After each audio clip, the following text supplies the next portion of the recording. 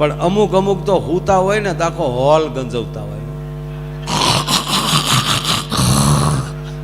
આપણને એમ થાય કે આબુ માલિક ખટારો સડતો સડતો પાછો પીડ્યો હમણાં. હા, થાક હોય, નાક બોલે, સવાલ નથી, પણ કે હા આમ આમ ખરેખર આપણે એમ થાય કે આ હું તો આમ આમ. જો કે આપણા ભાગમાં ક્યારે એવા આવ્યા નથી.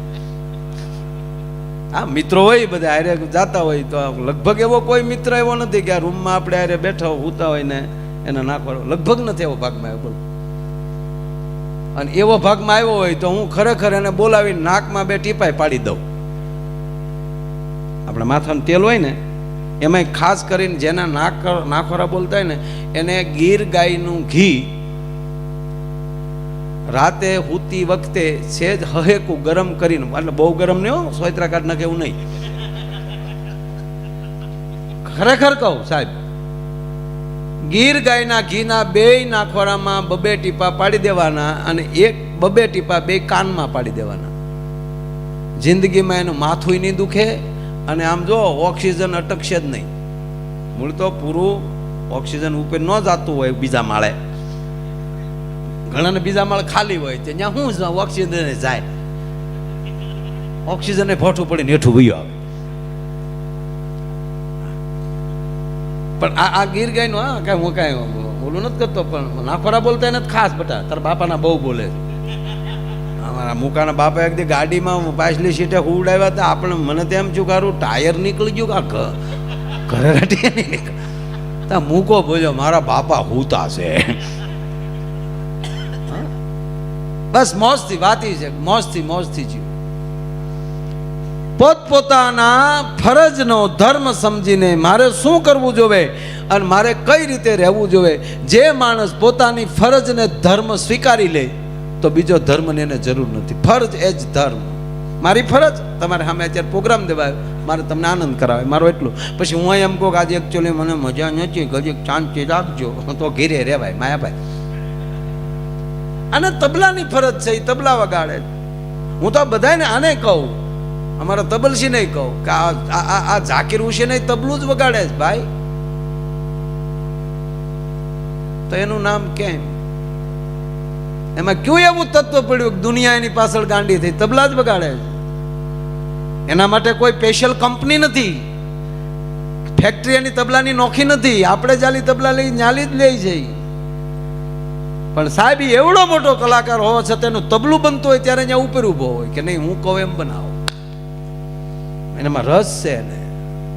અને જીવનમાં જ્યાં સુધી રસ નહીં હોય ત્યાં સુધી જીવન વ્યર્થ છે, અને જ્યાં સુધી રસ હશે તો દુનિયા તમારી પાછળ હશે.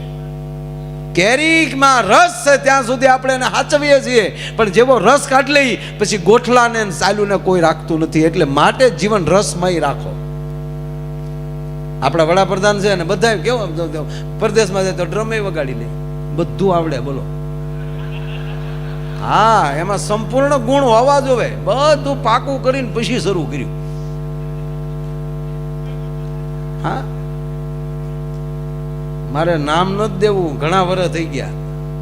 અમે એક વન મંત્રીના ઘરે બેઠેલા બેન, તે ઓલા બિચારા આરએફઓ સાહેબ એને બદલી કરવાની હતી. તે એણે કીધું કે મારે ફલાણા જંગલમાં બદલી કરવી. ફોરેસ્ટર સાહેબ મંત્રી હતા ને એ બોલ્યા કે તમારે પોલીસ વાળાને ત્યાં કેમ બદલી કરવી? ત્યાં પોલીસ વાળા નથી, હું આરએફઓ છું. ત્યાં કે લુગડા તો પોલીસ જેવા પહેર્યા. હવે આરએફઓ એને સમજાવતા હતા. પછી કે સાહેબ પોલીસને બ્લુ અને લાલ પટ્ટી હોય, અમારે લીલી અને લાલ પટ્ટી હોય. તો કે ઠીક, તમે લીલી પટ્ટી વાળા છો એમ ને? હું કામ આખા દેશને હેરાન કરો સાહેબ. અને અત્યારે તમે જોવો ને સાહેબ, તો એક પણ ધારાસભ્ય કે એક પણ મંત્રી એવા નથી કે દરેક વિષયમાં નિપુણ ન હોય. જે વિષયનું ભાષણમાં તમે બોલવા ઊભા કર્યા છો તો એક વિષય ભંગ નહીં થાય. કોઈનું વક્તવ્ય આજ જીતુભાઈ બોલતા હતા, તમે જોયું છે, કોઈ વિષય ભંગ થાય જ નહીં. પહેલી જ માણસને વિષયની ખબર હોવી જોઈએ. હવે કોકના લગ્નમાં ગયા હોય ત્યાં દાડાની વાતો કરાય, કોકનો દીકરો ભણતો હોય ને આપણે એમ કે ફલાણા ભાઈ જીવ્યા હોત તો સારું હતું, એ જાનમાં આવત હોય. આપણે અહીંયા ગીત ગાને સાહેબ, અને કોકને બાળવા ગયા હોય શમશાને, ત્યાં લગ્ન ગીત ગવાય. વીર મારો જગમગ મારે અડો આખો.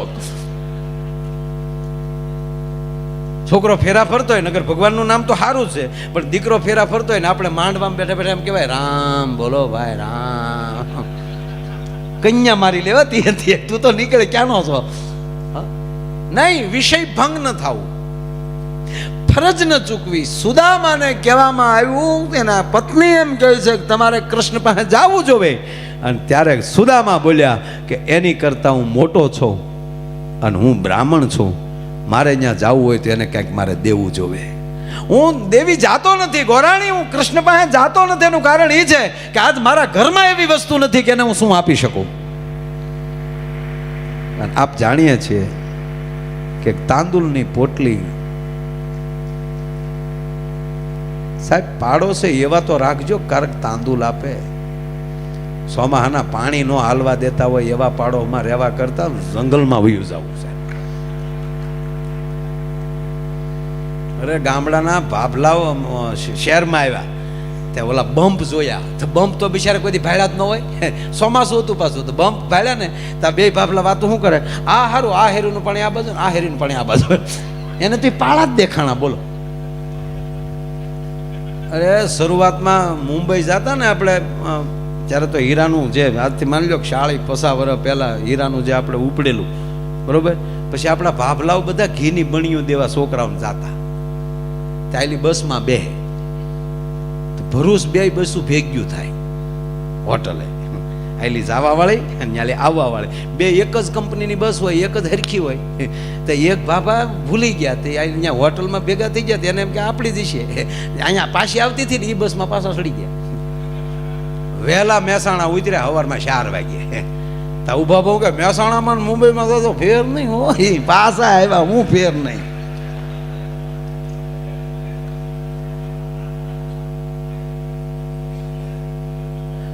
ભગવાન અને હકીકત કાંઈ ફેરે નથી ને. મુંબઈ કરતા આપણી પાસે ક્યારે મોટી પગથાણી છે. હું ઘટે અહીંયા કયો? હે મને તો હમણાં એ જ મારા મને મગજમાં એ જ ગળી ગયું. હું તો આ નાના નાના છોકરા જે અત્યારે ભણવા જાય ને સાહેબ બાલ મંદિરમાં ને એમાં, એને દુખણા લઉં કે તમે છોકરા હું પૂન કર્યા છે ડોહા આ ટાઈમે જન્મ્યા. હે કેવા સરસ આમ ભણવા જતા હોય, દફતર રહી ગયા હોય ને એની મમ્મી બાજુમાં વળી આંગળીનું ભાઈ એ વળી ઓલા સ્કૂલ બસની કે ટેક્સીની વાટે ઊભા હોય. અવડાવડા તો આપણે હતા, ભાડા થવા ટી-શર્ટ મરી ગયા, ખાખી સડિયું પહેરી પહેરી.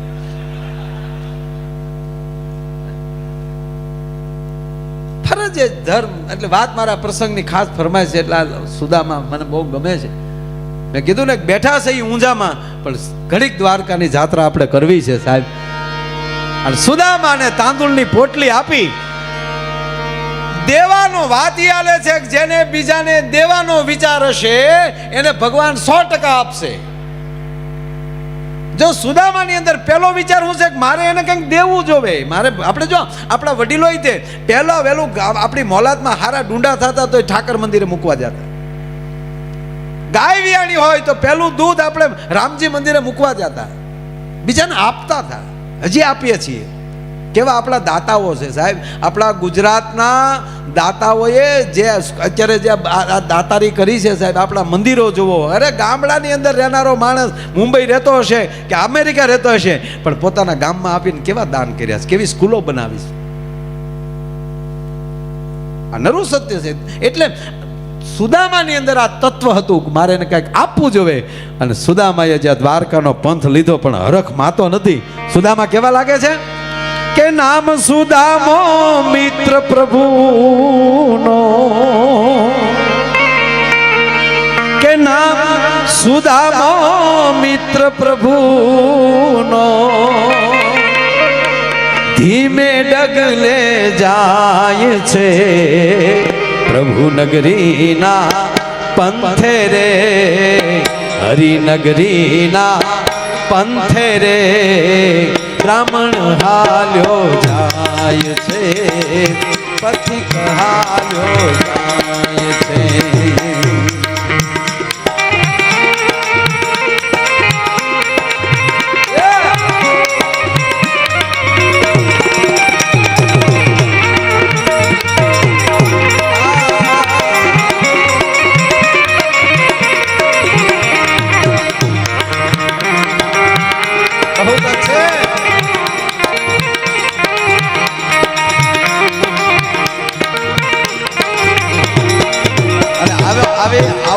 કરવાની મજા કેમ આવે? તમે એવી રીતે સાંભળો છો ને મારા બાપ.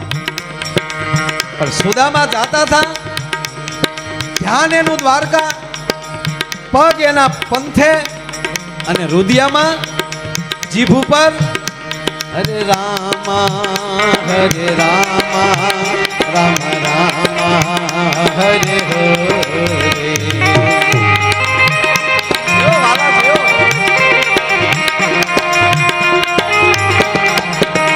હરે કૃષ્ણ કૃષ્ણ કૃષ્ણ હરે હરે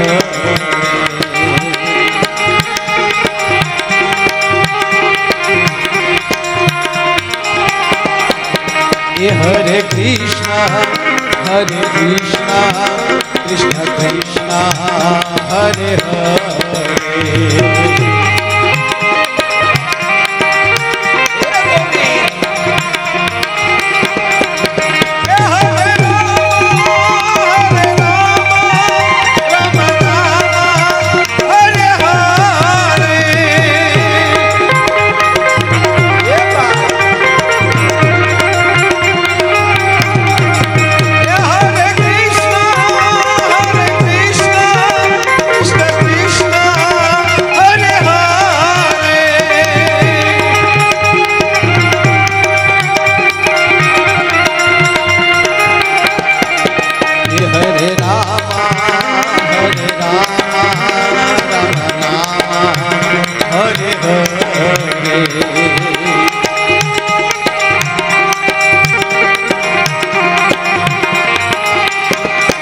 વચ્ચે કહી દઉં, ઘણા માણસો એમ કહે છે કે આ બધી વાર્તાઓ છે, આવું ન બની શકે.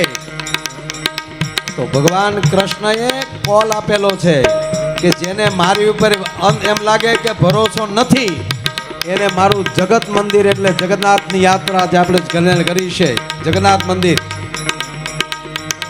ત્યાં જી આવે એ મંદિરથી તો એકે મંદિર ઊંચું નથી, અને એની ઉપર ધજા લાગે એવડી ધજા એકેય નથી. જગન્નાથ મંદિર ઓરિસ્સા, એ જગન્નાથના મંદિરે જાજો અને તપાસ કરી લેજો.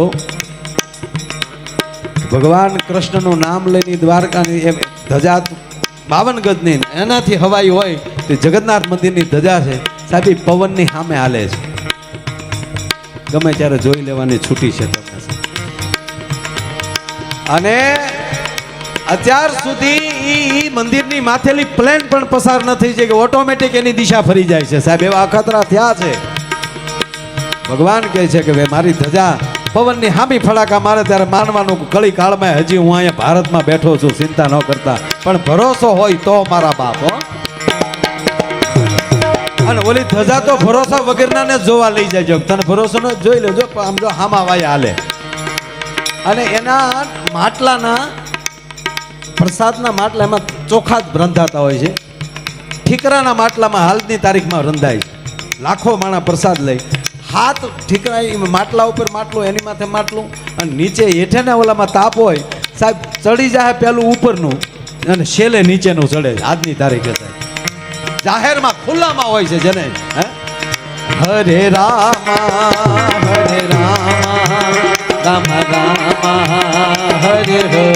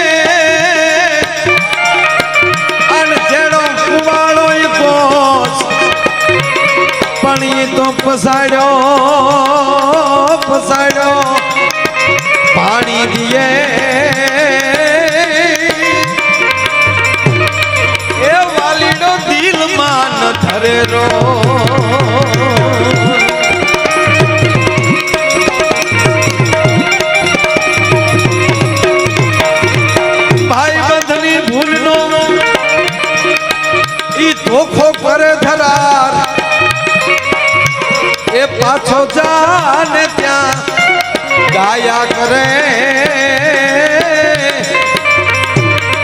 એ જોને એ પાણી એક ગમા નામ સીધામો મિત્ર પ્રભુનો ધીમે ડગલે જાય છે હરિનગરીના પંથે રે પ્રભુ નગરીના પંથે રે રમણ હાલ્યો